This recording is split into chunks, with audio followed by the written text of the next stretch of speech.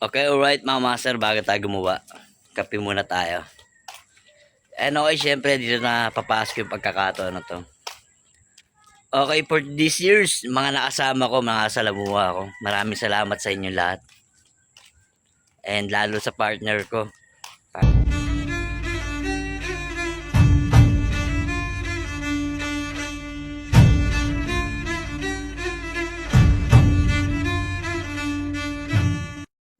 Okay, alright mga master. Kagising lang natin.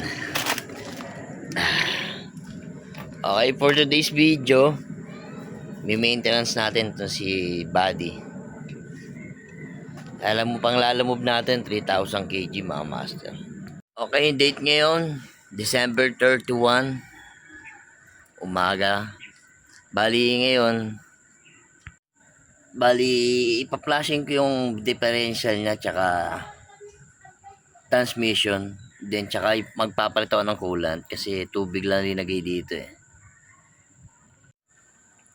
Bali mga master, ito na yung dadali natin pang lalamove. Nasa 3,000 category siya, nilalamove, pumasok. Bali ito na dadaling ko para medyo abawi tayo, lumaki-laki income natin. Di na natin aanin yung van, focus na lang natin sa mag-rent, sa mga mag-rent sa outing yan, family bonding yan. Okay, kagabi pala hindi dapat ayusin na to, pero hindi ko muna inayos, tinukurang ko na. Bali tinangat ko na siya kasi gagawin natin dito, magdidrain tayo ng konti tapos lalagyan natin ng diesel yung differential tsaka transmission niya para ma-refresh. Okay, alright mga master, bago tayo gumawa, kape muna tayo. And okay, syempre dito na papasok yung pagkakataon na to. Okay, for this years, mga nakasama ko, mga salamuha ko, maraming salamat sa inyo lahat. And lalo sa partner ko sa buhay ngayon. Maraming salamat sa iyo. And syempre lalo na sa kay Lord na gumagabay sa atin. Thank you. Napaka-bless ko this year. Kala ko hanggang dun lang ako, pero may iaangat pa pala. Pero sa ngayon, kailangan natin magsumikap pa. Kaya eto na. Kailangan natin magsumikap pa. Kaya pinili ko ako na magmaneho nitong malaking truck ko kasi babalik natin yung dating pagsisikap natin. Paano nagcha-choking pa tayo? Napakasipag natin nun. Kaso kahit anong sipag natin, ganun pa rin eh. Nasa kumpanya ka, nakapix pa rin yung sahod mo. Yan, shoutout dyan sa mga naging manager ko, mga naging matagal ko manager. Yan, lalo si Ma'am Donna. Ma'am Dons, si Sir Rico. Yan, napakagwapo natin manager dati yan. Dun sa Dragon 8. And then, yung mga naging head cook ko, assistant, kitchen lead. Yan. Kasi totoo lang mga master, walang yumayaman sa pagiging empleyado talaga. Kahit gaano kataas posisyon mo. Depende na lang kung ikaw may-ari ng kumpanya. Kaya mas pinili ko magnegosyo na lang. Self-employed, kumbaga, di ba? Ayun, nilalamove natin na isa. At tambay pa. Ayusin ko pa yan. Bali, i-convert ko ng yung radiator pan niya kasi sira na yung radiator pan kaya nag-overheat. Baka susunod na kasi wala pa naman driver. Wala pa naman yung driver ko, baka January 10 pa daw balik niya. Umuwi kasi ng Bicol si Ariel. Tara, simulan na natin yung paggawa dito sa ating 3,000 kg na truck. Tara.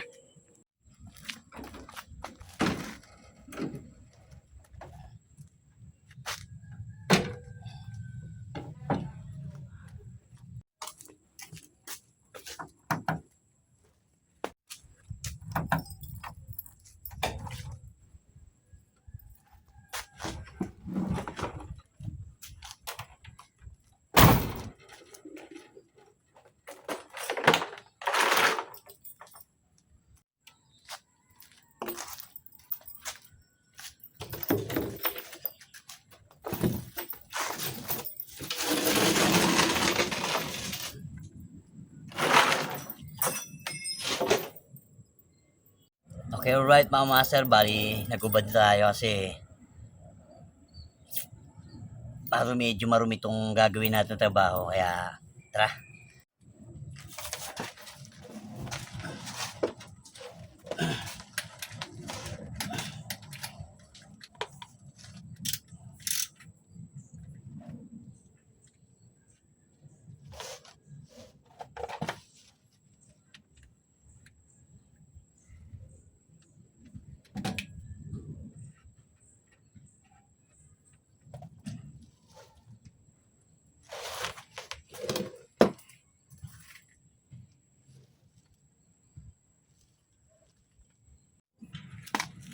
Bale ito mga master, sasalinan ko muna siya ng diesel, tapos papaanda rin natin para yung mga dumi niya masimot. Tara.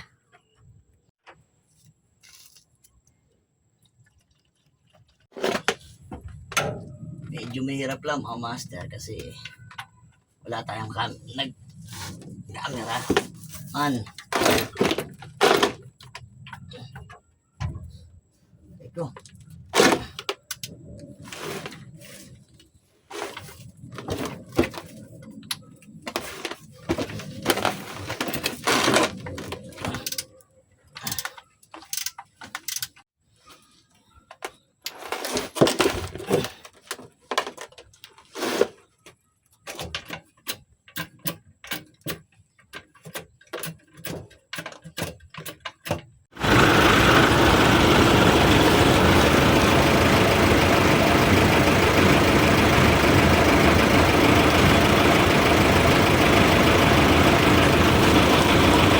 Madrid.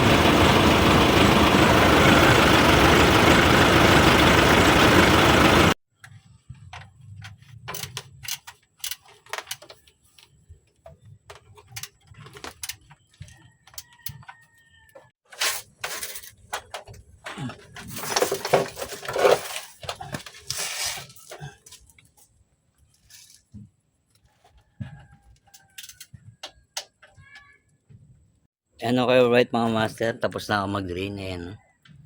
Bali, plinashing ko siya ng diesel, yung pinaka transmission natin. Yung propeller, wala akong pantanggal nung ano niya, allen wrench na malaki kasi, kaya hindi ko ma-change itong propeller ngayon. Pero importante, mapalitan natin ng sa transmission and dun sa coolant niya na tubig kasi yung laman, palitan natin. Alright mga master, bali magsasali na ako ng transmission oil sa transmission.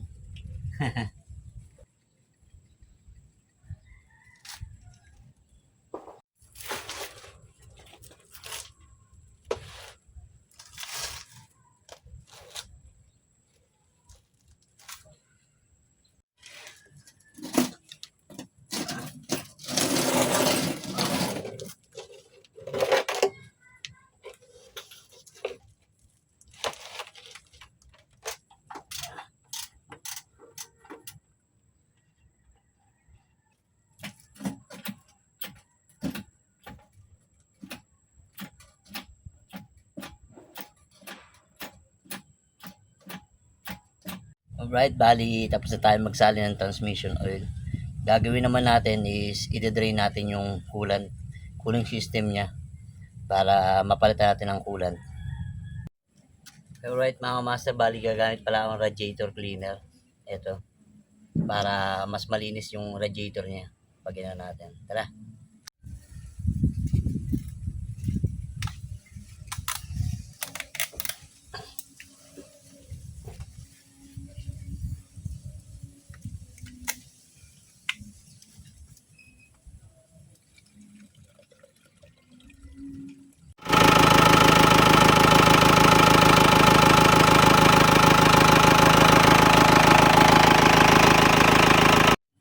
Okay, alright mga master, nalinis ko na rin to. Kasi napakarami nito.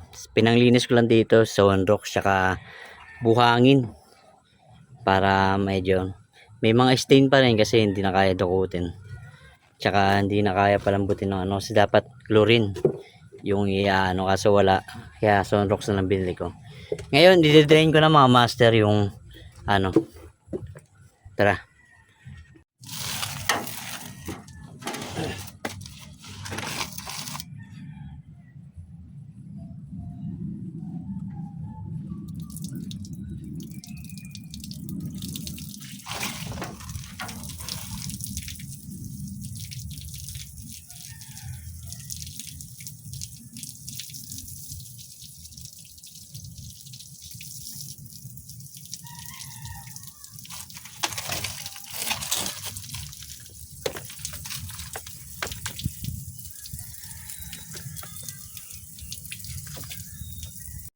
Yan, bali dinidrin natin.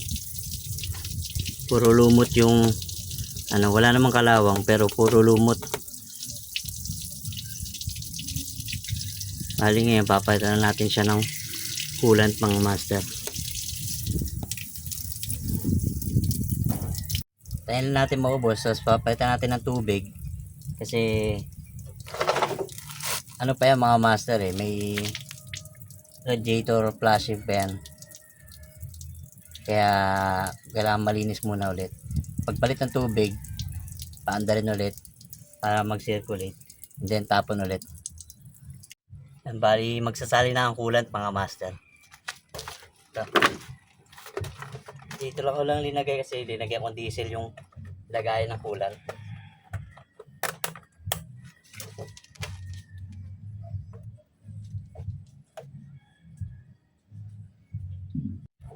Bali, ito pala yung brand na ginagamit kong coolant mga master. Mura lang sa Lazada to. 5 liters is nasa 317 lang.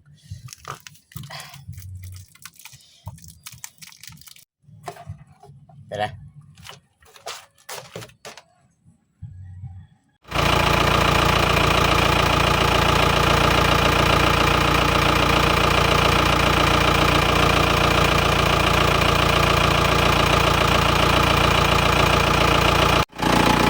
Alright, yan na mga master, kitang kita na, hindi na una. Kitang kita na yung coolant. Okay. Bali, pupunta pa siya yung tundo. Mga master, doon na mag-new year sa mga sa mother ko, sa parents ko. Kaya nagmadali lang tayo, pero pulido. Yung air cleaner, tsaka ako nalilinisin to. Ito. Tsaka ako nabubugahan pag ano. Biyahe mo muna ako mga January 1, babiyahe ako. Kaya ngayon mga master, papasadahan ko ng linis muna. I-pressure washer natin para mas maganda yung hagod.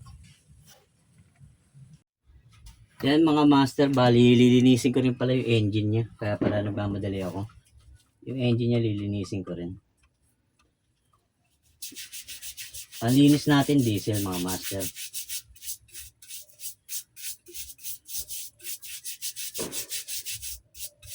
Kapal. Pero right mga master, tapos na natin linisin. Bali umusok yung pressure washer ko kaya hindi ko nalinis masyado. Hindi ko na rin na video. Umusok yung pressure washer natin. Kaya